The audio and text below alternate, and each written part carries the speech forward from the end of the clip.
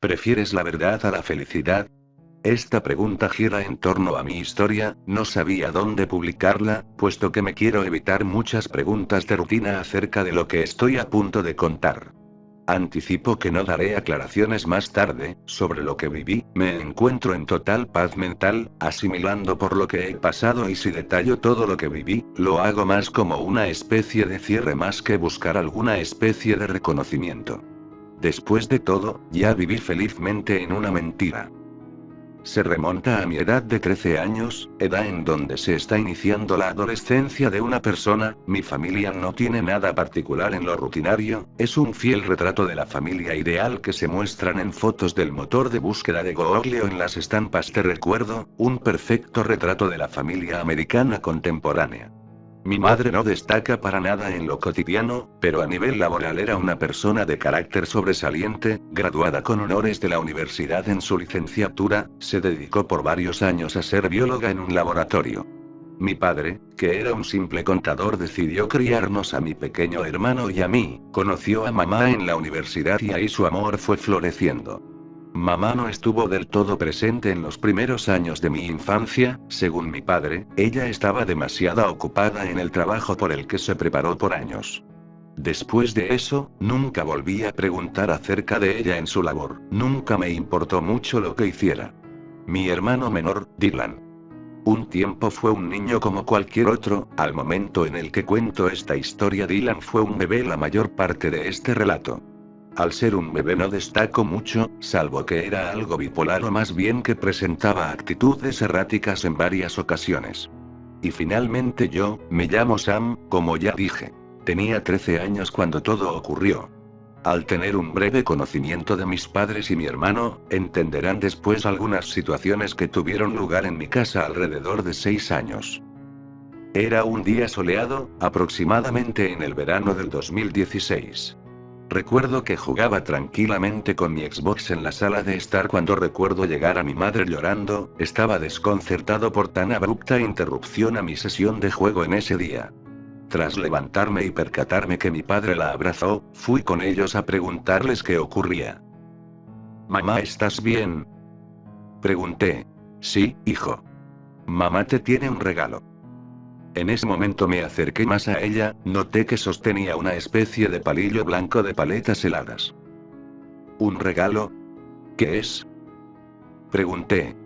Mi mamá sonrió ampliamente y me abrazó fuertemente. Ya dejarás de estar solo, me dijo al oído. Entonces me muestra aquel palillo que sostenía en su mano. Hijo, lo que ves aquí significa que no estarás solo otra vez, te traeremos un hermanito. Entonces ahí comprendí lo que ocurría, en ese momento no supe cómo procesar esas palabras, ni siquiera sabía si quería tener un hermano en ese momento, estaba tan confundido que seguí disimulando mi discordancia jugando un rato más. Pasaron unos meses más y mamá pidió un permiso para trabajar desde casa, en ocasiones discutía con papá, recuerdo que él insistía mucho en que dejara de trabajar y que reposara en su cama. Pero mamá siempre fue muy comprometida con su trabajo.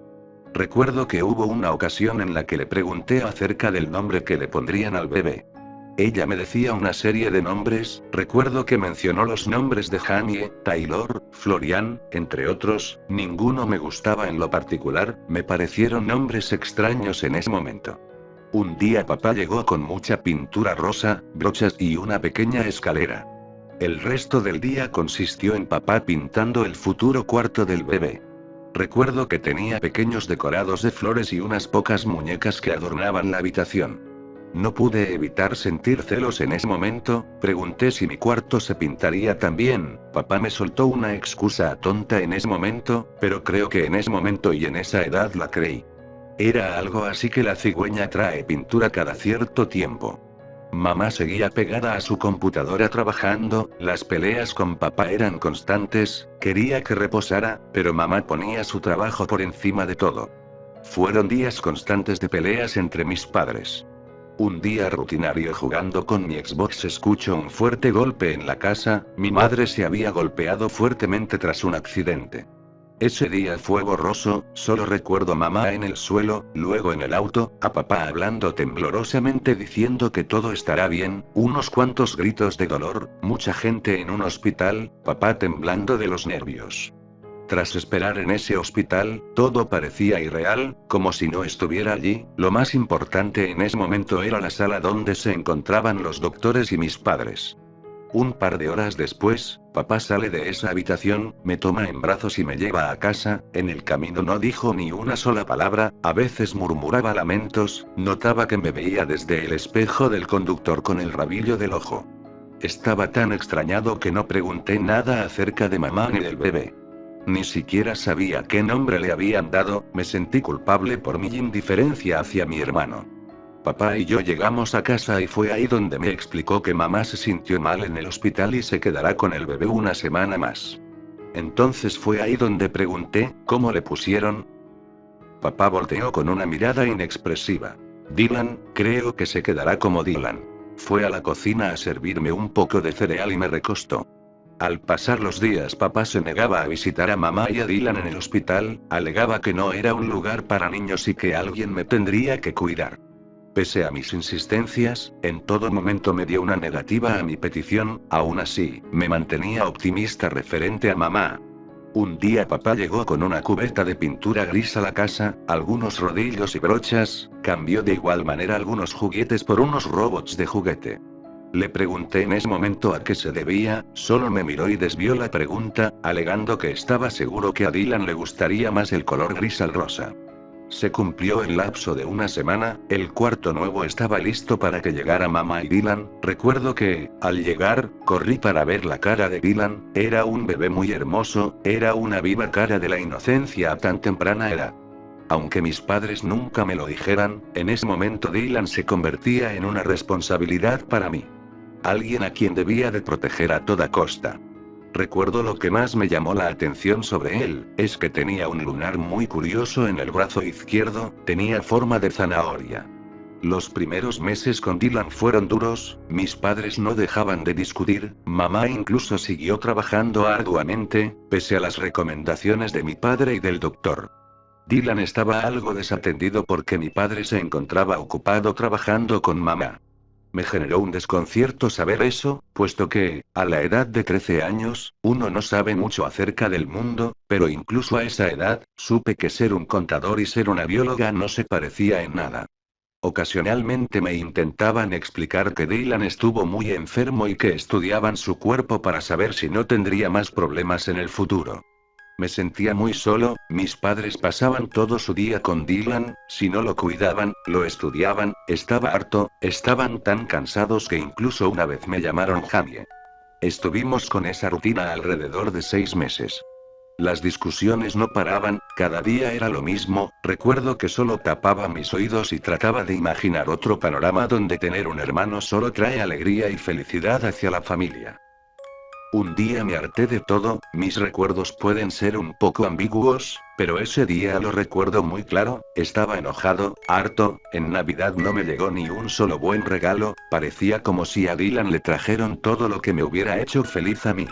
Mis padres continuaban con sus continuas peleas, simplemente era absurdo que a este punto siguieran discutiendo sobre ese maldito bebé. Recuerdo que tomé un tenedor del recipiente de la cocina, se me acerqué a Dylan que estaba gateando por el suelo, le di el tenedor, mi acto seguido fue indicarle a dónde tenía que acercarse, apuntando con mi dedo señaló el tomacorrientes, nunca tuve la menor idea de lo que pasaría, mis padres solo me habían advertido unas cuantas veces que está prohibido, en el momento en el que Dylan gatea hacia esa pared solo me imaginaba lo gracioso que sería la escena de Dylan siendo electrocutado como en las caricaturas de los Looney Tunes, incluso le ayudé a sujetarlo para que pudiera meterlo con seguridad, es lo que debió haber sido desde el inicio, una simple broma. Recuerdo ir por mis padres para que vieran la escena y le dieran un regaño a Dylan, pero cuando volvimos, la escena fue totalmente diferente a lo que creíamos. Dylan se encontraba en el suelo, solo se distinguía al pequeño reposado en el suelo, a un par de centímetros se veía el tenedor y una mancha negra en la toma corriente, como si la mancha negra no fuera una suficiente prueba de lo que ocurrió. Dylan tenía las puntas de los dedos totalmente negras, tenía unos hoyos en que acompañaban el negro de sus manos, su pie derecho también se encontraba quemado. No pude emitir ni un solo sonido, mi madre rompió a llorar. Hoy en día que he escuchado gente desahogarse y que para mí es algo que está normalizado, jamás olvidaré ese grito de agonía de mamá, aquel que resonó por toda la cuadra y se armó el escándalo del verano de ese año. Mis padres no dijeron nada, no me gritaron, es más, nunca me mencionaron dicho incidente. Eventualmente me dijeron que Dylan se recuperaría pronto en el hospital. No me dejaban visitarlo, pero le hacían llegar las cartas y dibujos que le mandaba, pero sentía la necesidad de verlo y saber que iba a estar bien. Pasaron algunas semanas y Dylan volvió con mis padres del hospital. Recuerdo que fue la misma emoción añadiendo un poco de alivio de la primera vez que Dylan llegó a nuestra casa. Al verlo nuevamente, sentí un profundo alivio. Me sentía absuelto de culpa, que fue una broma que se me salió de las manos. Mientras tanto, la mirada de Dylan no hizo ninguna expresión al verme. Al transcurrir los días pude percatarme de algunas inconsistencias con Dylan, por ejemplo. Se veía un poco más pequeño, parecía no conocerme de nada. Aquello me quitó el sueño esa noche. Imaginaba la ira que posiblemente tenía contra mí, así como el resentimiento y la desconfianza en la cual yo ahora para él reflejo. En el fondo de mi ser, cuestionaba mucho lo que ocurrió ese día.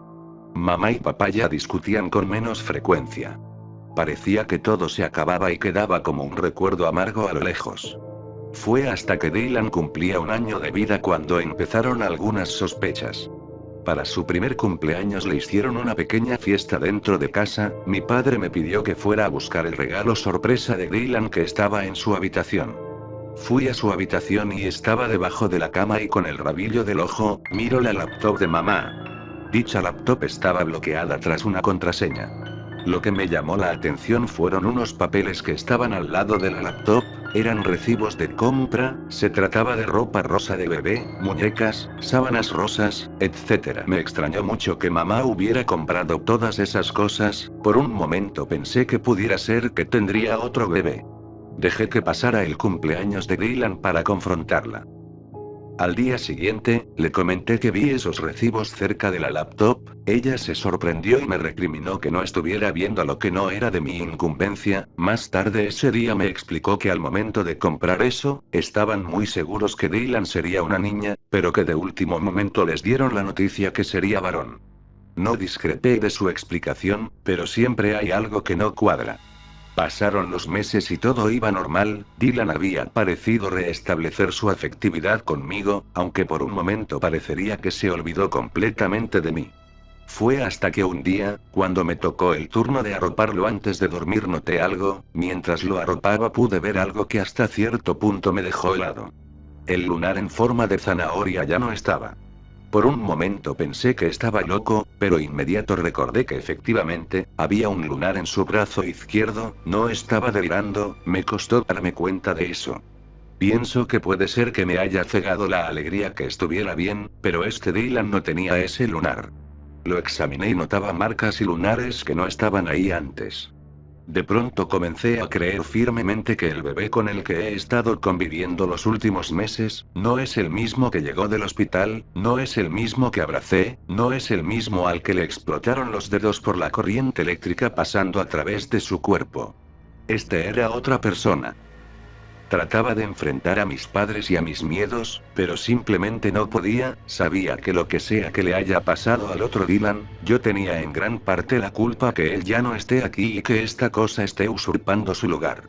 Seguí después de unos meses, al tanto del bebé y de cualquier descuido de mis padres. Para poder acceder a la computadora, sabía que, si podía acceder, por lo menos podría obtener respuestas.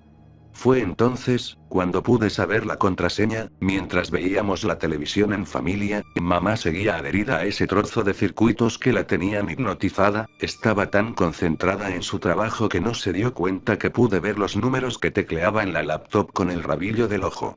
Aún recuerdo la contraseña 170604. Si se tratara de una fecha para mí no tiene nada de especial, pero supongo que para mamá es un día muy importante. Esperé a que mamá se durmiera alrededor de la 1 de la mañana, fue entonces que pude ir a su mochila del trabajo y pude acercarme a la computadora. En ese momento sentía mi corazón volverse loco, a punto de obtener una respuesta a todo este embrollo. Entonces mamá dejó sus ventanas abiertas, al principio no eran más que archivos de Excel abiertos que no me decían nada, en el navegador solo había páginas de noticias y canciones de la década de 1980. Entonces comencé a buscar las carpetas, intentaba buscar el nombre de Dylan. Pero no había ninguna especie de almacén de documentos sobre ninguno de los dos. En ese entonces veo la carpeta tesis. Abro la carpeta, la cual me pide ingresar una clave. Intenté ingresar la contraseña previa pero no dio resultado. Fue en ese momento desanimado que di por terminada mi investigación. Cuando se me ocurrió revisar el correo electrónico de mamá, en la bandeja de entrada podía ver algunos mensajes de promociones, pero nada que me llamara la atención, hasta que al desplazarme más abajo y pasar unas 4 páginas buscando entre mensajes, había uno con el nombre de la compañía en la que trabajaba. Fue entonces cuando abro el mensaje e inicia con un saludo cordial, procede a hablar un poco de una investigación que están llevando a cabo.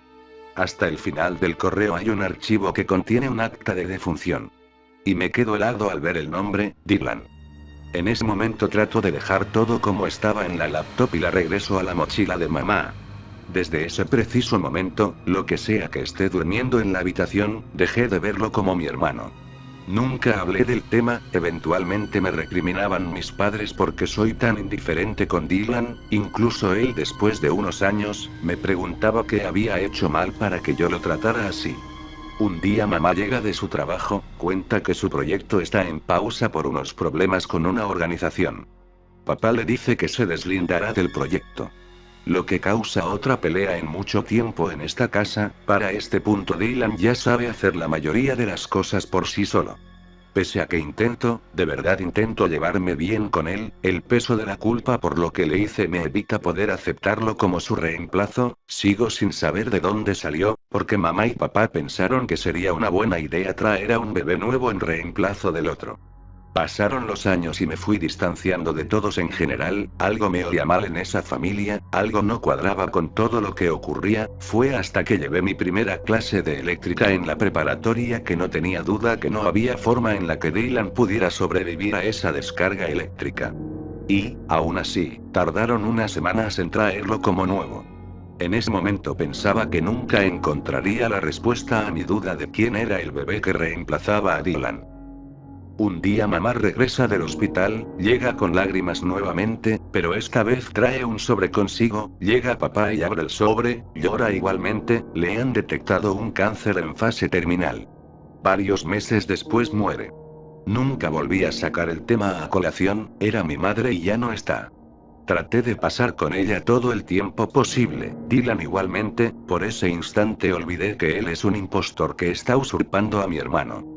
Mamá por ese momento se había llevado su secreto a la tumba. No fue hasta un año después de la muerte de mamá que, revisando sus viejas cosas, encontré algunos juguetes para niñas. Pensé que se tratarían de juguetes de su infancia, hasta que en el bordado de algunos suéteres noté que no decía su nombre, estaba bordado el nombre de Karen. Me pareció raro, seguí buscando y eran muchos bordados con el mismo nombre. Más tarde encontraría algo que no debí encontrar, una foto de un ultrasonido, que no era el mío a juzgar por la fecha que salía en la foto.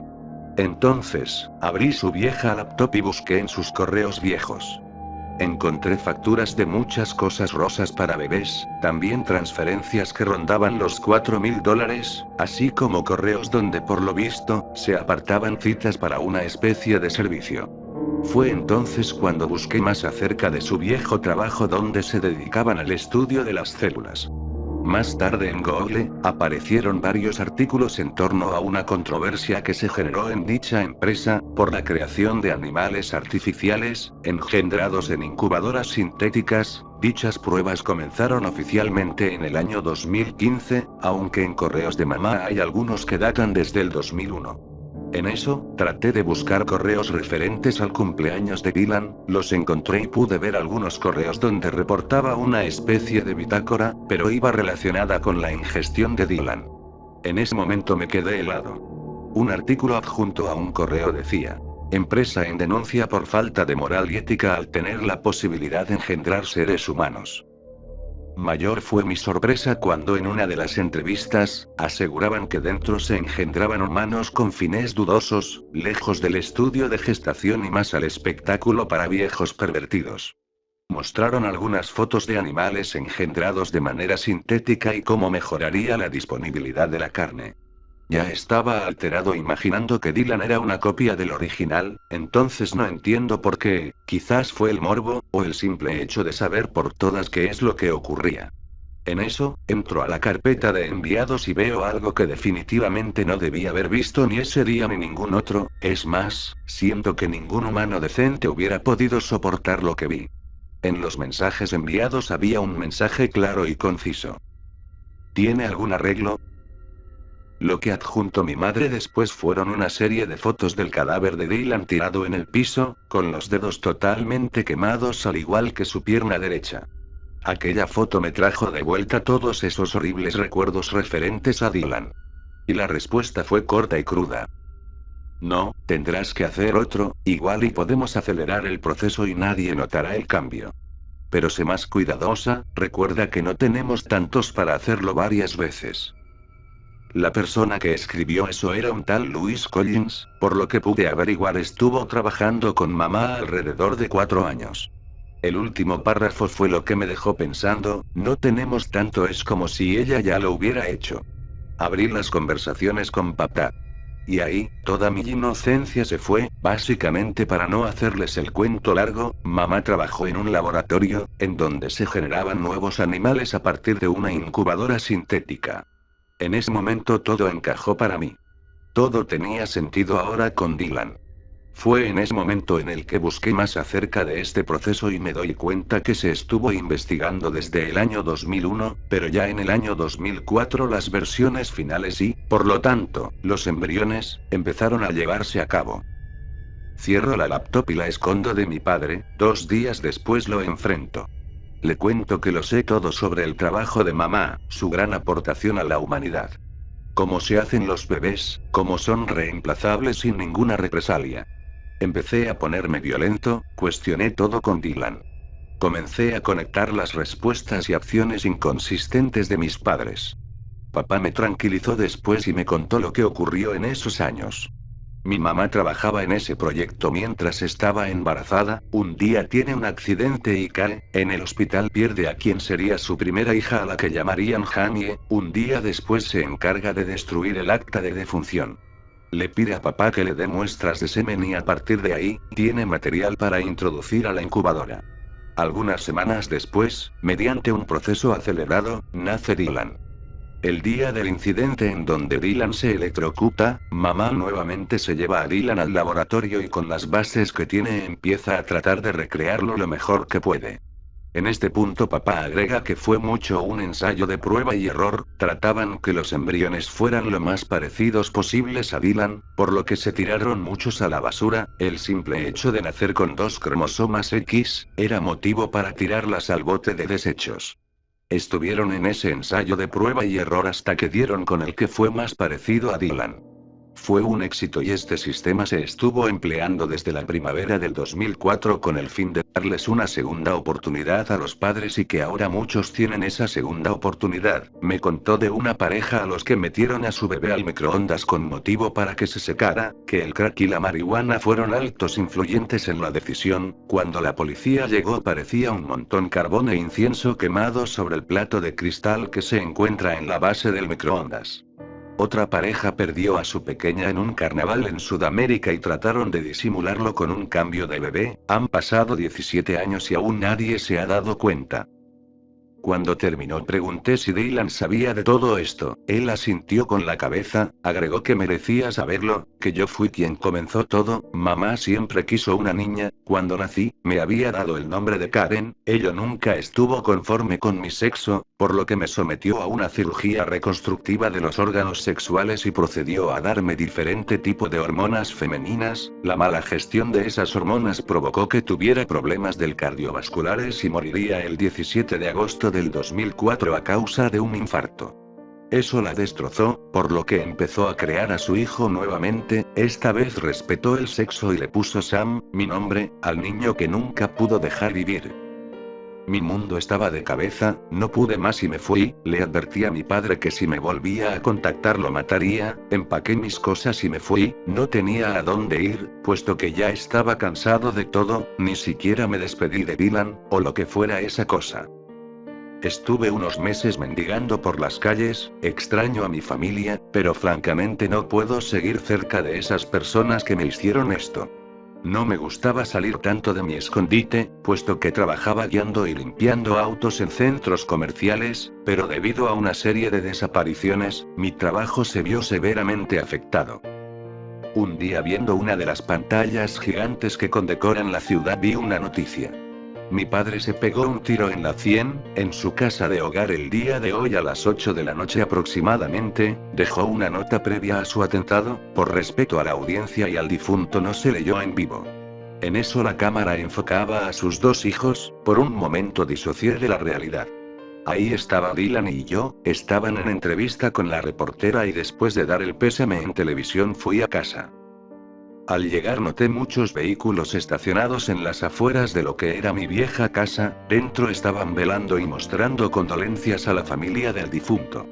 Suelo entrar con toda mi confianza en la casa. Pese a ser mi antiguo hogar, me siento muy extraño e incómodo caminando en el pasillo que da lugar a la sala de estar. En eso miro a Dylan, miraba hacia enfrente. Al verme hace una sonrisa de mejilla a mejilla y extiende su mano en señal de saludo. En eso, la persona que está a la par de él hace el mismo gesto, voltea para darme la sorpresa que es un individuo idéntico a mí. Me recibe con una sonrisa incómoda. Comienzo a gritar. En eso, toda la sala se voltea para hacerme el mismo gesto, con esa sonrisa de oreja a oreja que ahora veo en todas mis pesadillas. Ahora sé dónde están los desaparecidos.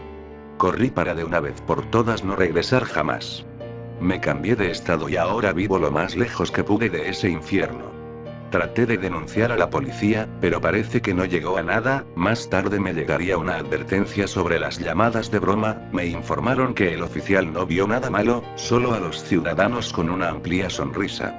Juro que trato de seguir adelante, no pienso volver, pero vivo con el miedo constante que me lleguen a encontrar algún día. Ahora, no quiero advertir de un futuro apocalipsis zombie, claro que no. Parece que viven una vida normal dentro de lo que cabe. Pero sí quiero recalcar que esto no es un final como tal. Todo seguirá. Dylan ahora tiene un hermano que lo ama y comprende. Yo por fin me liberé de las ataduras de ese lugar. Pero pienso mucho en todas esas personas como Dylan y yo, padres que posiblemente los mataron y son un mero reemplazo sintético. He aquí donde te planteo la misma pregunta que al comienzo de esta historia. ¿Prefieres la verdad a la felicidad? Ahora que lo entiendo, no.